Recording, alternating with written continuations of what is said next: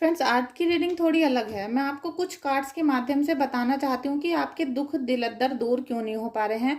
आपके लाख प्रयासों के बावजूद, आपकी लाख मेहनत के बावजूद, बहुत पैसा खर्च कर दिया, बहुत भाग दौड़ कर ली, इधर उधर चले गए, लेकिन आपका दुख दर्द दूर क्यों नहीं हो रहे हैं? ऐसा क्या रीज़न है कि आपके दुख परमात्मा दूर ही नहीं कर पा रहे हैं? तो कुछ कार्ड मैं आपको आज निकाल कर दिखा रही हूँ अपने इच्छा से, ठीक है।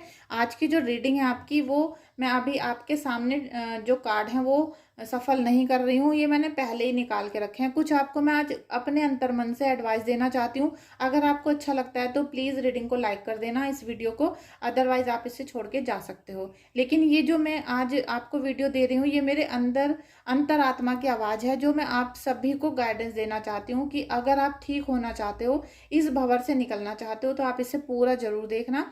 अदरवाइज आपकी मर्जी है, ठीक है। वैसे वीडियो देखना, लाइक करना, शेयर करना, कमेंट करना बिल्कुल फ्री होता है, तो आप उसे कर सकते हो। नहीं मन कर रहा है तो मत करना, ठीक है।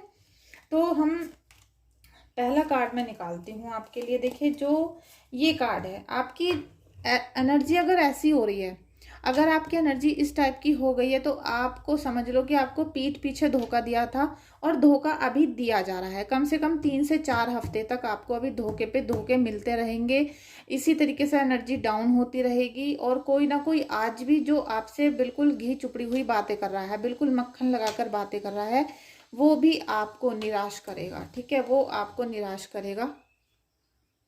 या मैं और आपको क्वालिटी से दिखाना चाहती हूँ कि वो आपको निरंतर निराश कर रहा है और आपकी सिचुएशन ऐसी हो रही है कि ना तो आप मर सकते हो, ना जी सकते हो, ना आपसे सांस ली जा रही है, ना आपसे मरा जा रहा है। जैसे कहते हैं ना तो थूका जा रहा है, ना सटका जा रहा है।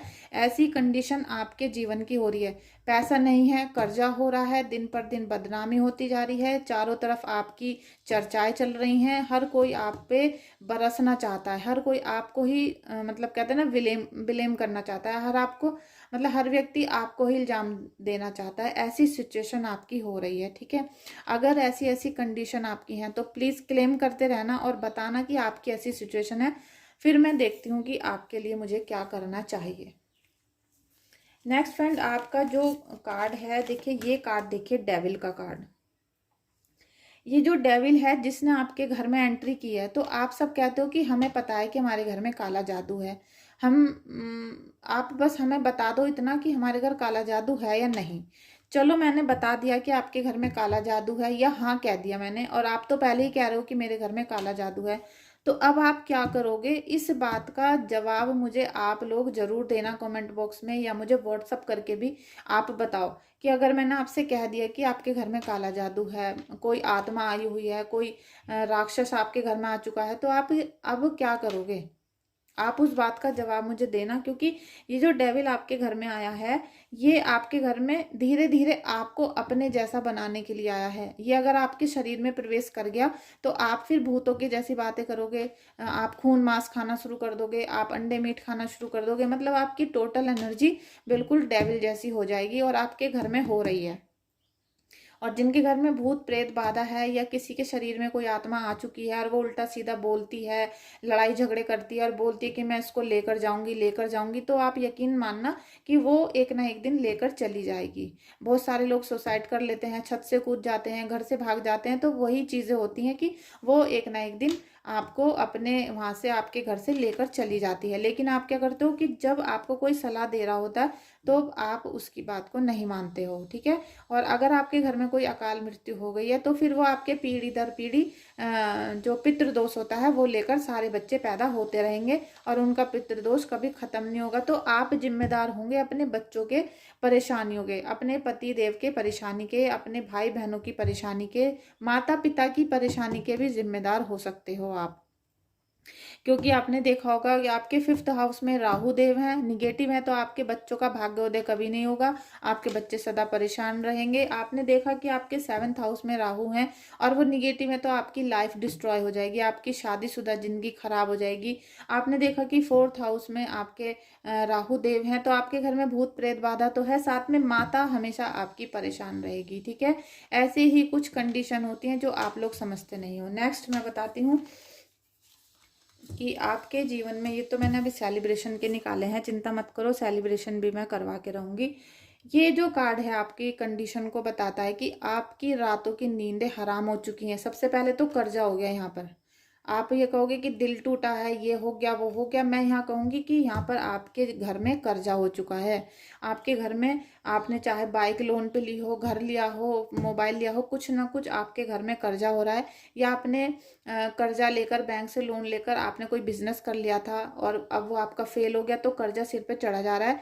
और वो जो लेनदार हैं वो आपको सोने नहीं दे रहे हैं, क्योंकि आप ये चीज़ें फैमिली में तो बताते नहीं हो कि भाई बच्चे परेशान होंगे, पत्नी परेशान होगी, लेकिन कर्जा तो आपके सिर पे चढ़ता जा रहा है। हो सकता है कर्जे की वजह से घर बिक गया हो, दुकान बिक गई हो, जेवर बिक रहे हो, गिरवी रख दी हो, ये सारी कंडीशन बन रही है।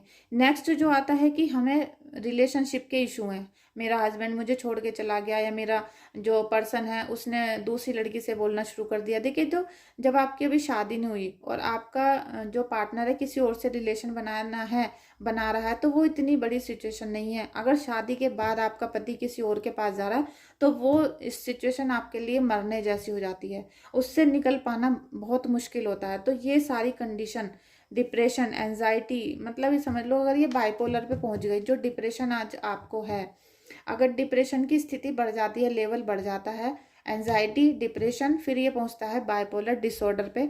आप इसको गूगल करके देख सकते हो। अगर आपको बाइपोलर डिसऑर्डर हो गया तो आप फिर भूतों जैसी हरकतें करना शुरू कर दोगे।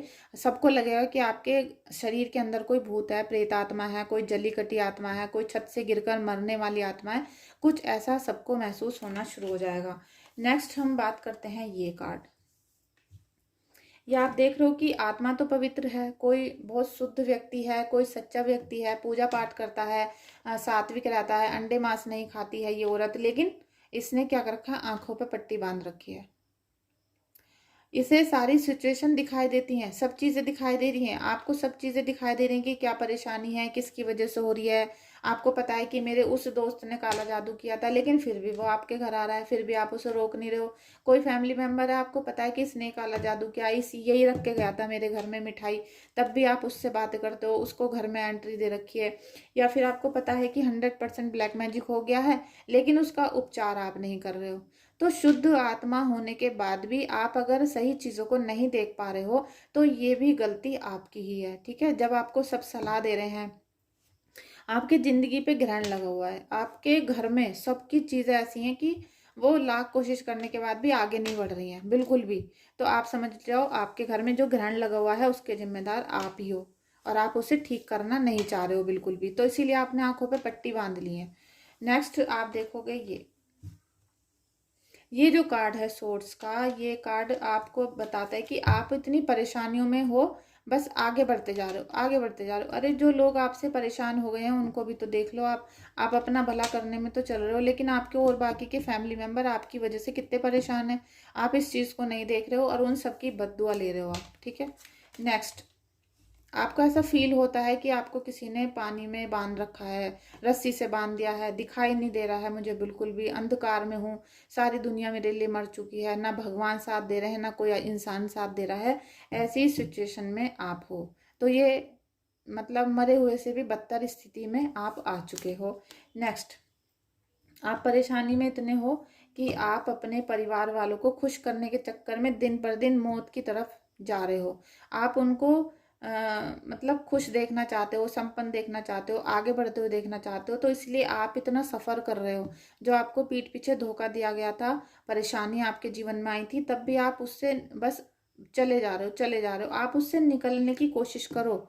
आप ये कोशिश करो कि हमें ये जो भंवर वाली चीज़ें हैं, हम इससे बाहर निकलें और कोई भी दुश्मन हमारा कुछ भी ना बिगाड़ पाए। ठीक है, जब आपको यहाँ प्रभु आशीर्वाद देंगे तो आपके जीवन में क्या होगा, काले बादल छट जाएंगे और आपको प्रभु की जो शक्ति है, आशीर्वाद है, प्रोटेक्शन है, वो मिलना शुरू हो जाएगा। लेकिन इसके लिए मेहनत तो आपको ही करनी पड़ेगी, आपको ही पूजा करनी पड़ेगी, आपको ही नहाना पड़ेगा, सारी चीज़ें आपको ही करनी पड़ेंगी। बस क्या है, जब प्रभु का आशीर्वाद होता है तो हम कोई भी काम करते हैं वो जल्दी होता रहता है, वो रुकता नहीं है। वो चल मतलब जैसा आपकी गाड़ी चल रही है, रुक नहीं रही है, जैसा भी आप चलाना चाह रहे हो वो चलती चली जा रही है। आपका कोई भी काम पैसों की वजह से नहीं रुक रहा है, किसी काम में अड़चन नहीं आएगी, सारे काम टाइम पे हो जाएंगे।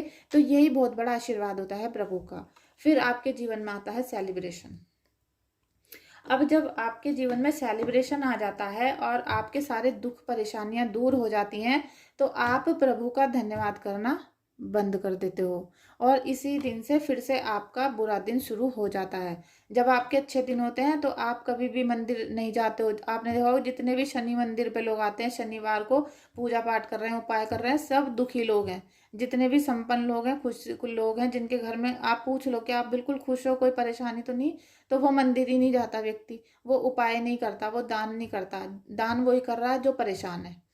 तो जब आप खुशी में प्रभु को याद नहीं करते हो, अगर आप आज दुखी हो 1 घंटे मंत्र जाप कर रहे हो, लेकिन जब आप कल को खुश हो जाओगे तो आप 1 घंटे मंत्र जाप करना छोड़ दोगे और मेरा कहना बिल्कुल नहीं मानोगे या किसी का भी कहना नहीं मानोगे, तो फिर आप फिर काले जादू के चक्कर में पड़ जाओगे या कुछ ना कुछ बुरा होना शुरू हो जाएगा।